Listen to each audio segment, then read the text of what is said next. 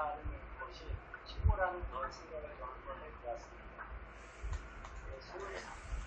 7번에 주세요. 네.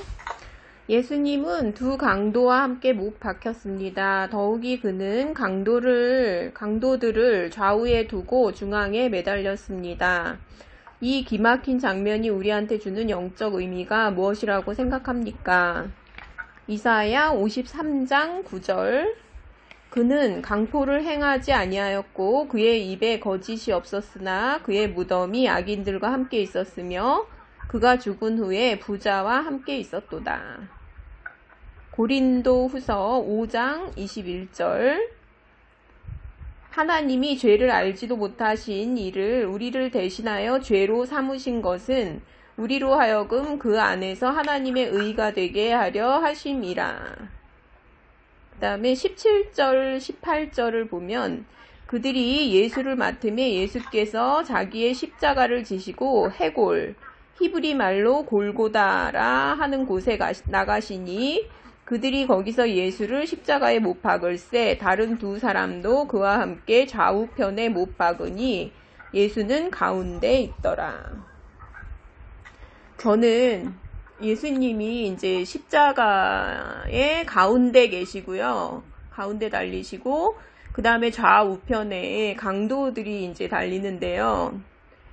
한 사람은 이제 예수님은 아무 죄도 없이 십자가에 달리셨다. 우리 죄를 대신하셨다. 이거를 이렇게 고백을 하고 그 다음에 이제 뭐라 그랬냐면 주님의 나라에 임하실 때 저를 기억하십시오. 이렇게 얘기를 하면서 어떤 약속을 받냐면 네가 오늘 나와 함께 낙원에 있으리라 하는 약속을 받거든요. 그리고 이제 한 강도는 그냥 이제 욕을 하다가 그냥 이제 멸망을 받게 되거든요.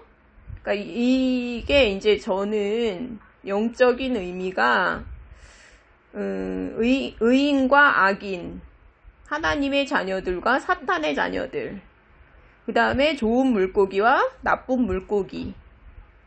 그러니까 이제 믿는 자는 구원을 받게 되고, 그 다음에 이제 순종치 아니하는 자는 멸망을 받게 되죠.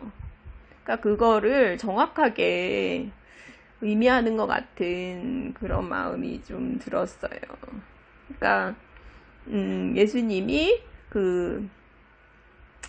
우리도 그럴 수밖에 없잖아요. 그러니까 예수님이 우리 죄를 대속해 주신 것을 믿지 못하면 죄책감 속에서 그렇게 죽게 되거든요. 그래서 이제 사르트른가 뭐지? 하여간 어떤 철학자가 있었는데 무신론자였대요. 근데 그렇게 죽을 때 그렇게 두려워하면서 그렇게 이제 죽었다 하거든요. 그래서 간호사들이 내가 저 사람 같은 저 사람처럼 죽는 사람을 다시는 안 보길 바란다 막 이러면서. 근데 이제 믿는 자들은 굉장히 평화롭게 죽잖아요. 사실은 그 두려움이 없이 굉장히 이제 평화롭게 갈 수 있잖아요. 그게 믿음이잖아요. 그래서 이제 그거를 보여주시는 것 같아요. 마지막 순간에도 이게 이렇게 의인과 악인이 이렇게 딱 갈리는, 믿는 자와 믿지 않는 자가 딱 갈리는 모습을 정확하게 보여주시고 있는 것 같다는 마음이 들었습니다. 1번 하나 더 해주세요. 네. 예수님의 십자가에 붙은 팻말에 무슨 글이 쓰여 있었습니까? 19절. 빌라도가 패를 써서 십자가 위에 붙이니 나사렛 예수 유대인의 왕이라 기록되었더라. 이렇게 이제 되어 있었는데요. 나사렛 예수 유대인의 왕. 그러니까 이제 대제사장들은 뭐라 그랬냐면 유대인의 왕이라고 쓰지 말아라. 그 9번에서 해야지. 8번만 그리고 해. 이제 자칭 유대인의 왕이라고 써라 이제 이랬는데, 그러니까 빌라도는 이거를 그냥 고집을 부렸어요. 그래가지고 나는 할 거 했다 이러고서는 그냥 붙였는데, 그거를 이제 히브리어, 로마어, 헬라어로 써서 붙였다 하더라고요. 그러니까 이거는 이제 유대인의 왕은 누구냐면, 사실은 누구시냐면 하나님이시거든요.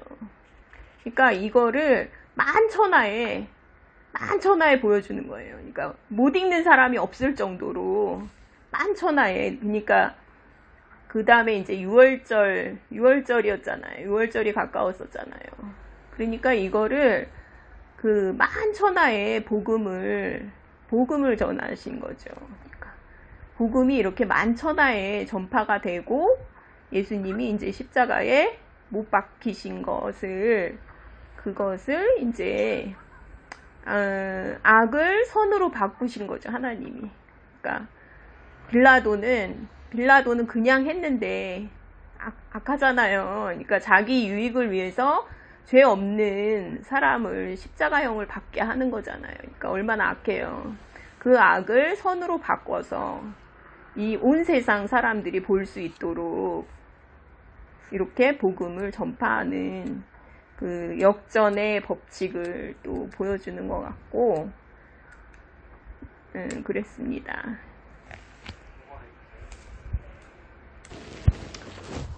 저는 여기 이제 이번에 이제 사회적인 범법자로 몰아세웠다가, 그 다음에 행악자라고 고소했다가, 그 다음에 그것도 안 통하니까 이제 하나님의 아들이라 그랬다, 종교적인 범법자로 몰고 갔다가, 그 다음에 나중에는 왕이라 그랬다 이러면서 정치적인 반역자로 이제 고소를 하게 되는데요. 가이사에게 반역을 했다, 정치적인 반역자다. 이게 이제 어떤 의미로 보면 예수님은 그런 적이 없잖아요. 사실은 뭐 전쟁을 일으키려고 그러거나 이런 적은 없는데, 이게 이제 저는 좀 어떻게 보이냐면 이 세상 임금을 대표하는 것 같다는 생각이 들어요. 가이사가 이 세상 임금을 대표하고요. 그 예수님은 하나님 나라의 왕을 의미하죠. 그래서 세상 임금에 대한 정치적인 반역자.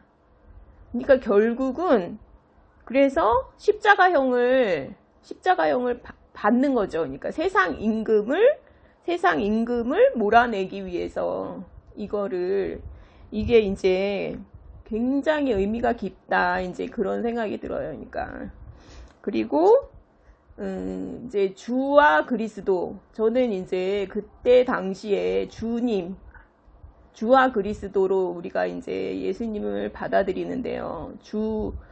그때는 그 하나님의 이름이 그냥 가시잖아요. 하나님이 가시인데, 그때는 이제 하나님의 이름을 모른대요. 그래서 그 사람들이 그 이제 성경을, 하나님의 이름을 그 망령되이 이르지 말라 그래가지고 기록을 이렇게 할 때마다 하여간 목욕하고 오고 막 이랬대요. 하나님의 이름을 기록을 못했대요. 망령되게 부를 수가 없어가지고.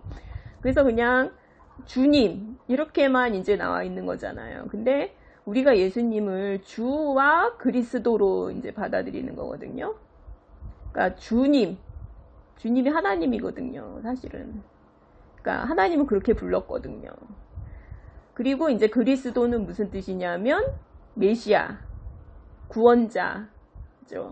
그러니까 우리는 하나님을 구원자와 하나님으로, 우리는 예수님을 구원자와 하나님으로 받아들이게 되는 거죠. 그리고 통치가 바뀐다는 거를 십자가 위에서 유대인의 왕 이렇게 썼다라는 거는, 우리가 그분을 믿는다라는 거는 통치가 바뀌는 거죠. 우리가 통치가 세상 왕을 섬기는 게 아니라 이제는 하나님 나라의 왕, 하나님 나라의 임금님인 주님을 받아들인다라는 그런 의미가 있다는 게 이제 너무 나눔을 가지면서 생각이 났습니다. 저는 국언에 아까 전에 저기 자칭이라는 말을 첨가하라고 이제 유대인들이 요청을 했을 때 빌라도가 이제 거절했다는 거에 대해서 봤을 때 사실 자칭이란 말은 예수님이 얘기한 건 아니니까 거짓말이죠. 내가 물론 뭐 왕이라 그러긴 그랬지만 주위에서 예수님을 제대로 알아본 유대인들이 예수님을 왕으로 추종을 한 거죠. 근데 만약에 자칭이라는 말을 썼다 그러면은